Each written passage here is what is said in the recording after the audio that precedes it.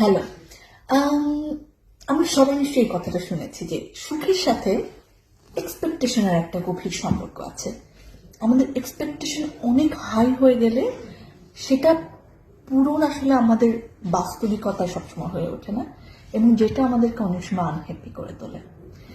বর্তমানে এই expectation high হওয়ার ক্ষেত্রে আমাদের সোশ্যাল মিডিয়া একটা অনেক বড় ভূমিকা পালন করে।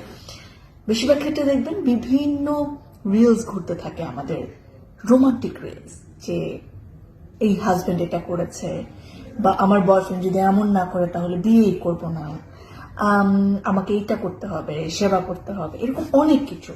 এবং অনেক ধরনের কন্টেন্টস এরকম ঘুরে বেড়ায় যে খুব রোমান্টিক, এই যে অনেক সুন্দর সময় কাটাচ্ছে।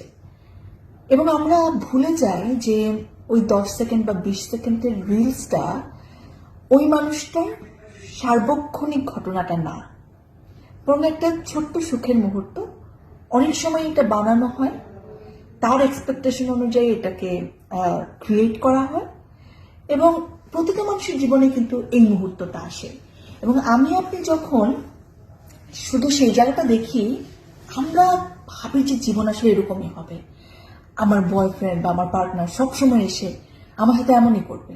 এবং সে যখন এমন করে না, আমার বাস্তবিক দিকটা যখন একটু তেতো হয়, তখন আমাদের অনেক কষ্ট লাগে। এবং আমার মনে হয় যে তখন আমরা ভাবি যে এরকম তো হয়, এরকম করে, আমারটাই শুধু এরকম করে না, আমার বয়ফ্রেন্ড বা আমার পার্টনার, আমার হাজব্যান্ডই আমার সাথে এরকম করে না, আমার কত ইচ্ছে ছিল আমাকে ওই রকম করবে।